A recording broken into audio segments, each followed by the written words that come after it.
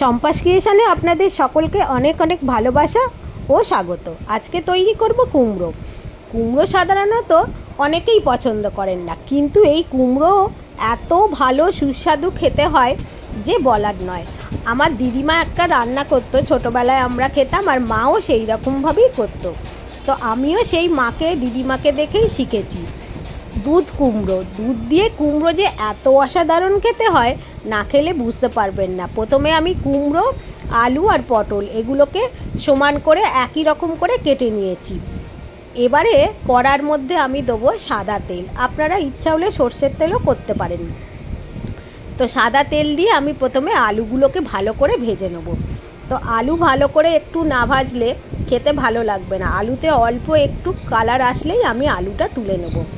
এখন আমি আলুটা হাই ফ্লেমে ভেজে নিচ্ছি। এবার ভাজা হয়ে গিয়েছে, আমি আলুগুলো তুলে নিচ্ছি। আলুগুলো ভাজা হয়ে যাবার পরে আমি এবার দিয়ে দেবো এতে পটল। পটলগুলোকেও তো আরও ভালো করে ভাজতে হবে, কারণ পটল না ভাজলে একদমই ভালো খেতে লাগে না। পটলকে একটু ভালো করে ভেজে নেব আর নিয়ে আবারও একটু তুলে নেব। এখন পটলের গায়ে একটু কালার এসে গিয়েছে, এখন তুলে নিচ্ছি। সমস্ত পটলগুলো তুলে নেবার পরে এবারে আমি এতে দিয়ে দেবো ফোড়নটা।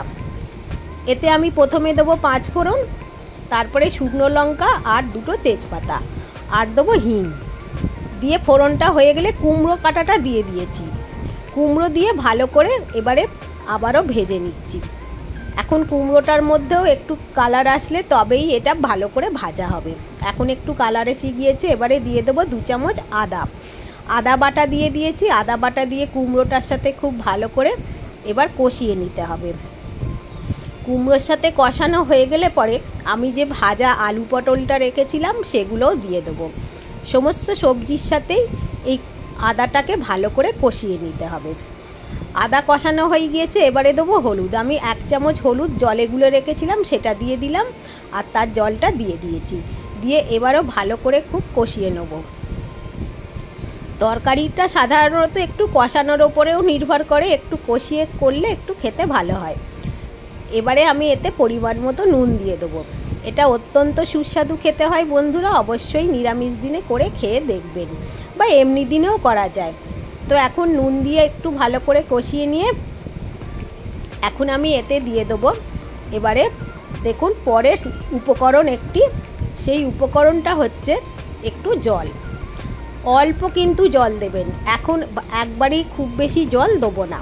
এটা একটু ফুটতে দেবো, একটু জল দিয়ে ফুটে যাবে। তারপরে এতে দিয়ে দেবো আমি দুধ। এখানে আমি এই বড় গ্লাসের হাফ গ্লাস দুধ দিলাম। দিয়ে এবারে এটা দুধের মধ্যেই সিদ্ধ হবে সমস্ত সবজিগুলো। তো এখন একটু ফুটতে হবে, তারপরে পরিমাণ মতো একটু চিনি দিলাম।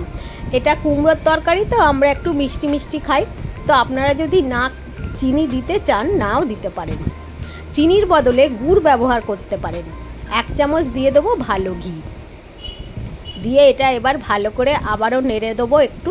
এখন একটু গ্যাসটা আস্তে করে দিয়েছি, কারণ এতে আমি দুধ দিয়েছি, তো তলাটা যদি ধরে যায় তাই। 2-3টে কাঁচা লঙ্কা দিয়ে দিলাম গোটা, একটু ভালো গন্ধ হবে। আলুটা এখন সিদ্ধ হয়ে গিয়েছে, আর কুমড়ো তো আগেই সিদ্ধ হয়েছে। এখন কারি পাতা দেবো। কারি পাতাগুলো একটু জলে ধুয়ে দিয়ে দেবো। যেই কারি পাতা দেবেন এই কুমড়োর স্বাদ কিন্তু একদম বদলে যাবে। একে তো এতে দুধ দেওয়া আছে, তারপর কারি পাতার যে নিজস্ব সুন্দর গন্ধ, সেটা এই তরকারিতে এত ভালো খেতে লাগবে যে বলার নয়। এখন আমার এটা তৈরি হয়ে গিয়েছে, সার্ভ করে দিচ্ছি। বন্ধুরা, রেসিপিটি যদি আপনাদের ভালো লাগে অবশ্যই একটা লাইক আর কমেন্ট করবেন, আর আমার চ্যানেলটিকে সাবস্ক্রাইব করার অনুরোধ করব। একটা বেল আইকনটা প্রেস করে রাখলে আমার আপলোড করা সমস্ত ভিডিওর নোটিফিকেশান আপনারা পেয়ে যাবেন। এটা রুটি, লুচি, পরোটা সব কিছুর সাথেই খুব ভালো যাবে। অবশ্যই তৈরি করবেন। ধন্যবাদ সবাইকে।